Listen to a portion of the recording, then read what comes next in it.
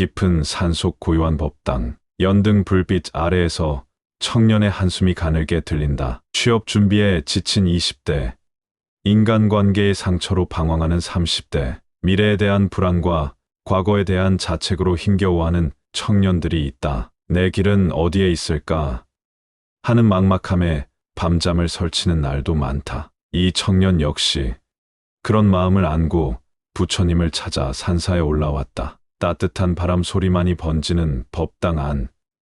드디어 청년 제자가 조심스레 입을 연다. 부처님, 저는 요즘 너무 불안하고 답답합니다. 무엇을 해야 할지 몰라 방황하고 제대로 하지 못한 일들 때문에 스스로를 자책하게 됩니다. 앞으로 나아갈 용기도 방향도 잃어버린 것 같아요. 도대체 어떻게 해야 마음의 평안을 찾고 올바른 길을 찾을 수 있을까요? 미소 지으며, 그래, 많이 힘들고 혼란스럽겠구나. 살아가다 보면 누구나 한 번쯤은 그런 방황을 겪는 법이지. 20살, 30살 즈음의 젊은 날엔 특히 미래에 대한 불안과 자기 자신에 대한 의심으로 마음 고생이 많을 거다. 우선 이렇게 용기 내어 물으러 온 것만으로도 훌륭한 첫걸음을 내디딘 셈이란다. 제자는 고개를 들며, 제가 첫걸음을 뗐다고요? 그렇다. 방황하고 있는 자신을 인정하고 도움을 구하는 용기를 낸 것.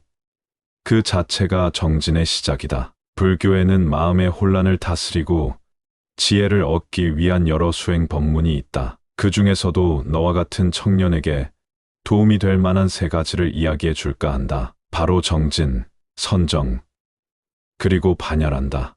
정진, 선정, 반야요.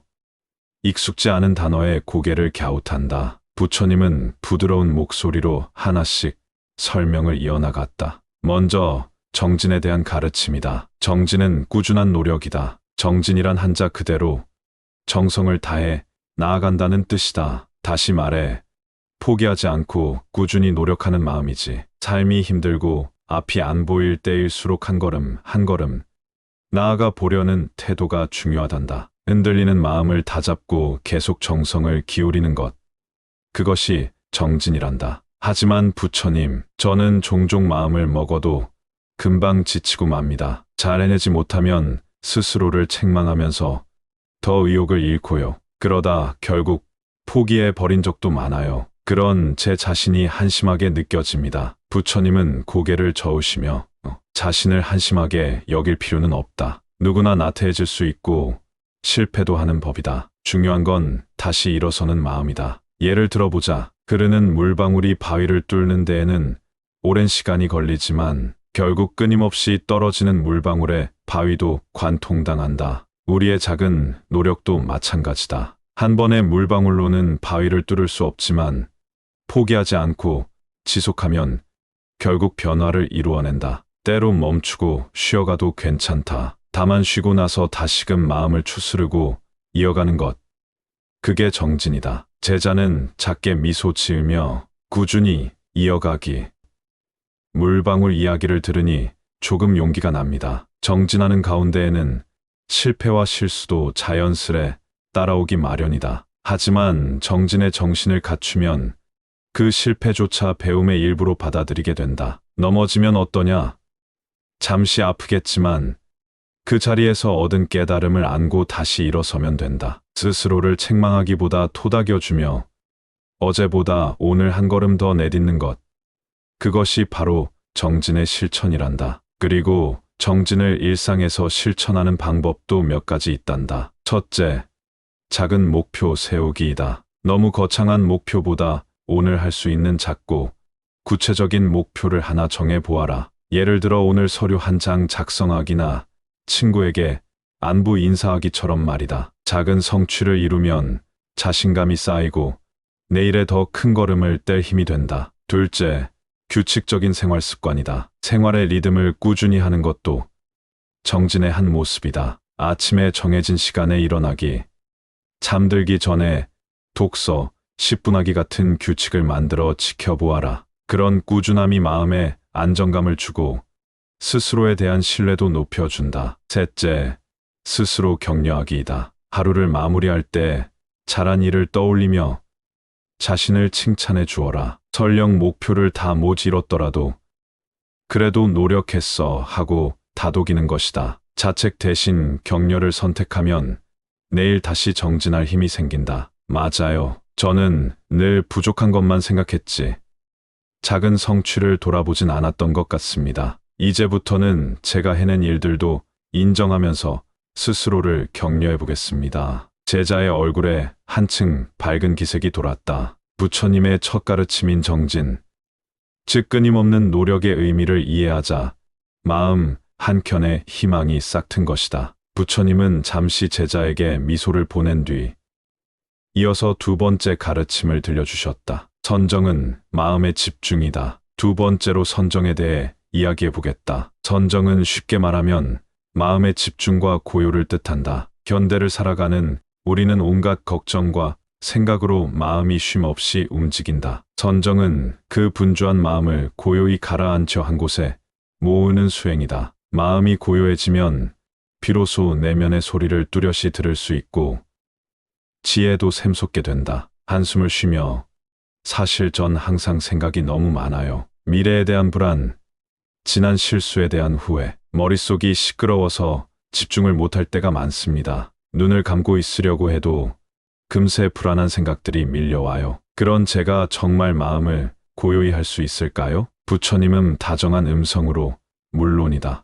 처음부터 잘하기는 어렵겠지만 누구나 연습하면 가능하다. 마음은 본래 잔잔한 호수와 같다. 우리가 걱정과 집착의 돌을 던지니 물결이 일고 흐려질 뿐이다. 그런데 돌을 더 이상 던지지 않고 가만히 두면 탁해진 물도 서서히 맑아지고 고요해진다. 우리의 마음도 그러하다. 억지로 생각을 밀어내려 하지 말고 그저 생각의 물결을 가만히 바라보아라. 그러면 시간이 지나면서 물결이 잦아들듯 마음도 차츰 고요해질 것이다. 가만히 바라본다. 예전에 명상을 시도해봤을 때 잡념이 떠오르면 실패했다고 여겨 더 좌절했던 기억이 납니다. 부처님은 고개를 끄덕이며 많은 사람이 그런 착각을 한단다. 하지만 선정 수행을 할 때 잡념이 생기는 건 지극히 자연스러운 일이다. 중요한 것은 잡념이 일어날 때 스스로를 판단하거나 책망하지 말고 다시 부드럽게 호흡에 주의를 돌리는 연습이다. 그렇게 수없이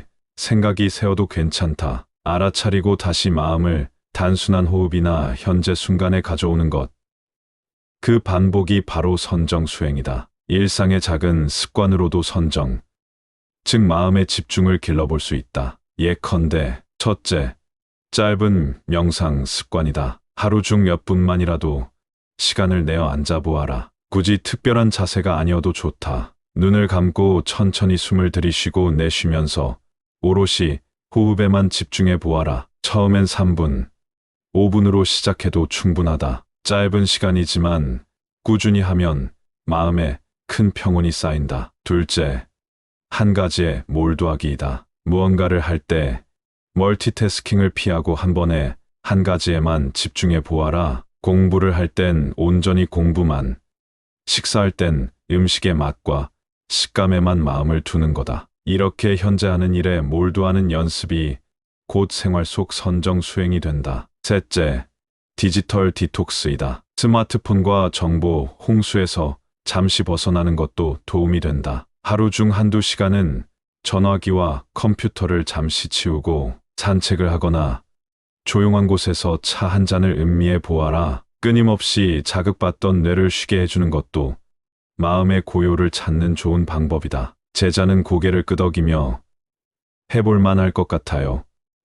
예전엔 명상을 거창하게 생각해서 오히려 부담이 컸는데 이렇게 작게 시작하면 될 일을 제가 어렵게만 여겼네요. 오늘부터 잠들기 전에 5분이라도 조용히 앉아 호흡에 집중해 봐야겠습니다. 잘 생각했다. 매일 짧게라도 실천하면 점차 마음이 안정되고 불안한 생각들이 예전보다 줄어들었음을 느낄 날이 올 것이다. 마음의 평온은 하루아침에 이루어지진 않지만 선정의 수행을 거듭하면 어느새 스스로 마음을 다스릴 힘이 자라나 있게 된다. 청년은 부처님의 말을 들으며 눈빛이 한층 맑아지는 것을 느꼈다. 흩어졌던 마음이 차분히 모이는 듯 했다. 부처님은 마지막으로 반야 지혜의 가르침에 대해 이야기하려고 자리를 고쳐 앉으셨다. 반야는 통찰의 지혜이다. 이제 마지막으로 반야에 대해 말해보겠다. 반야는 한마디로 지혜, 그것도 모든 것을 꿰뚫어 보는 통찰의 지혜를 뜻한다. 정진으로 꾸준히 나아갈 힘을 얻고 선정으로